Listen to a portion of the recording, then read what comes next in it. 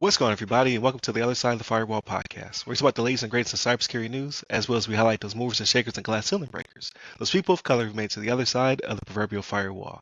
My name is Ryan Williams, and as always, I'm joined by Shannon Tynes, What's up? What's up? Chris Abacon, What's going on, everybody? and Daniel Acevedo. How's it going, guys? What's going on? So, welcome to the Wednesday episode of the podcast. So, it's our discussion. So, Monday, Tuesday, we do our topics. Wednesday, discussion. Thursdays, Ask a CISSP. When I have those recorded, I have a couple in the pipe coming down. And then Fridays, everything else, movies, books, games, all that good stuff. But without further ado, I give it to Shannon. All right, everybody. So this article comes from techradar.com, and written by Benedict Collins, right? And the title of it is U.S. government says companies are no longer allowed to send bulk data to these nations, right? So it's off the table for China, Iran, North Korea, Russia, and there's a few more that are in there, right? Because you have China and the other countries that are related to China, right? That they claim are independent, but are actually China's countries. But yeah, so this was a very a moment of duh, yeah, okay, I could see it's as you read the article, that's what you say, but I think this was just reinforcement of something that was already implemented back almost a year ago. I want to say it was. I want to say it was February 2024. Right? Is that right? Is that the right? Yep. Yeah. So. Yes. Yeah, so it's just them saying, okay, we cannot share any type of information with these countries, any type of sensitive information with these countries, which the stuff that it lays out in there was this is pretty standard of what I thought it was going to be, the information they don't want you to share, right? There's a lot of PII stuff and things of that nature. It's yeah, of course you weren't going to share that with these nations, right? We get it, right? Your personal identifiers, right? It's talking about social security numbers, driver's license numbers, government identification numbers, geolocation data, biometric identifiers, personal health data, PHI definitely, right? Don't put that stuff out there. So yeah, I'm all on board with this. You know what I'm saying? We already have an issue with China and it stealing intellectual property, right? What happens when, we talk all the time about how we are the product now, right? When it comes to companies that are selling data and things of that nature, we are the product. So it's only a matter of time before it's, okay, well, how are we going to start China's going to be how do we start cloning these Americans, to make them undercover agents like Salt. You know what I mean? That's what they're gonna start doing, right?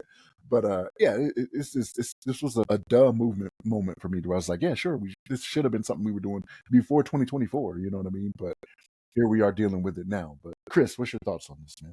My first thoughts were, like you said, duh. But then my second thought was, what is this geared to? Who's this aiming at?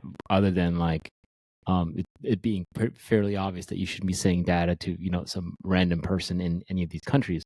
But now it got me thinking about what about these multinational companies, these huge multinational conglomerates that have presences across all these countries. Definitely China. Our economy is integrated with something in China, whether it's manufacturing, textiles, or whatever. Right? There's data that's being sent between the countries, no matter what. Right?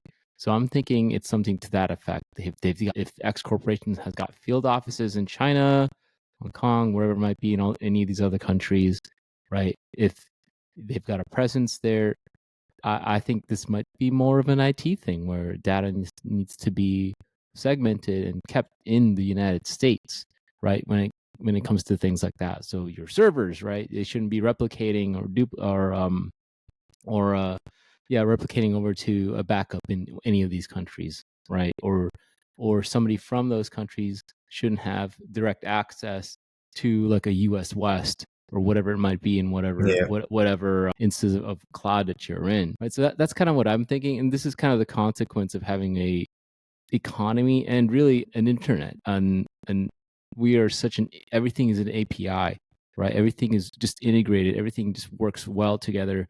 Maybe it's a measure to begin, hey, company or whatever, you can't be sharing, these numbers and data with your, partner, because everybody's got a Chinese partner, right? They have to. Yeah. All these companies do. They if you look at all your stuff that you're wearing right now, it says made in China. If you look at the company, you can probably find what factory it came out of, if the company actually goes through that level of detail. But chances are you can find where it's made, and they have to have some type of data transfer with that specific region. But yeah, those are my thoughts. Daniel, what do you think? So in this article, what I'm thinking this is pertaining to specifically, though, is those companies that sell data per se, or bulk data. So, in the article, it talks about building profiles of US citizens to be used in social engineering, specifically that sentence itself.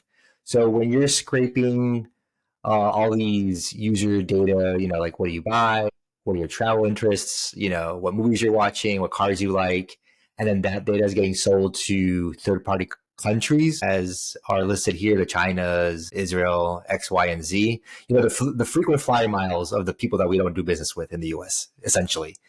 That's where the US is finally kind of dropping the hammer to say, hey, if you're a company within the US and you have user data and there's a company in one of these countries or is based out of these countries, that no, like we're putting a hard line in the sand. You cannot do that anymore. But I don't know. It's hard to enforce though. What stops those companies from coming to the U.S. through the laws that exist and establishing a company in the U.S. soil and then just buying that data anyway? That's where there's lots of loopholes to this kind of thing, regardless. But I think that's what this specifically article is targeting and what the U.S. is trying to prevent. But what do you think, Ryan? You think it's possible to stop this kind of thing, or do you think these countries are going to go around and just establish U.S. companies over here in the U.S.? I think you're 100% on target, and I think that so this is my own theory is in order for them to enforce it, right, to fine, penalize, take the trial, things of that nature, they have to keep reinforcing it, saying like, hey, this is a real thing. We're really gonna do this. Like this is the time, guys. So and every time I hear executive order, I always think Star Wars. Even though I'm not a Star Wars fan, but executive order 14117. I think it is to prevent espionage and targeted attacks, right? Like this gives them some teeth to then take you to court and then hit you with the hammer by saying like we warned you. We warned you that these countries were on the list and you still bulk shared, transferred, etc. data. So now face the consequences. So I think it has to be reinforced several times, and because they're planning on now persecuting and taking people to trial and things of that nature because of it. So that and I think it falls in line with Canada kicking TikTok off of their on-prem sites, right? Like we're really trying to reinforce the stuff on the West in order to protect our citizenship, and then they must know something is being done nefarious, at least in my perspective, to say that hey, you guys have to get out of here. And then TikTok, it was supposed to be right around the corner, but now we're hearing that there might be some delay in that. So I'm curious, right? So with this, yes, we're saying for U.S. companies you can't divulge any information. What happens if it's not a U.S. company that has dealings with China, but they sell products here? So Volvo is my example of this, right? Like the car company, even though they're Swedish, I think they build their cars in China, right? So because they're building the cars over there in China and they're sold here in America, is that the next step? It's like, okay, nobody, it doesn't matter if you're not a U.S. company, you can't have your things that are built in China that can possibly collect this information, right? Because we talked about how smart these cars are now, right? Like they have the geolocation data, which is one of the things that you're talking about here. You can't share that information. So what is the next step here? I think it would be that though, right? It's like a phased approach, and I think it'll be us and our allies, and then we'll just continuously move the finish line, right? In order to push these people out, it'd be like the Axis versus the allies type situation. Russia, China, Cuba, and all the rest will have their own policies about sharing with the U.S. and there's lots of pomp and circumstance and posturing and all that other nonsense.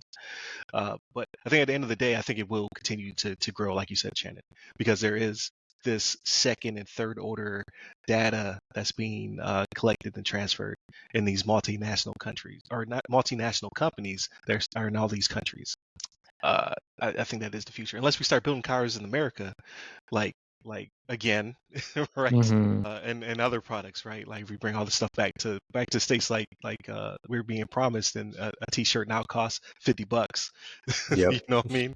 Like it is what it is at that point. But yeah, I think you are correct, and that this bar will continuously be moved. So we'll see. And then people like some countries become friends. Like I don't think many people in this list will become our allies anytime soon. But you never know. Like they might have oil or something we need. I'm coming for that all. Right. But definitely continue to tune in throughout the week. So again, Monday and Tuesday are our topics. Wednesday, discussion. Thursdays, Ask a CISSP. And then Fridays, everything else, movies, books, games, all that good stuff. Hit us up by all the websites that go by our name, either the other side of the firewall, the other side of the FW, or Ask CISSP. Hit me up personally. I'm at RY Security Guy. That's RY Security Guy. You can find me on all the social media platforms, but LinkedIn is where I'm most responsive. And where can they find you, Chris? You can find me on LinkedIn under my name, Chris Abacon. Last name spelled A Bacon. And you, Daniel? You can find me on LinkedIn under my name, Daniel Acevedo, spelled A Civito. Yes. Stay safe. Stay secure.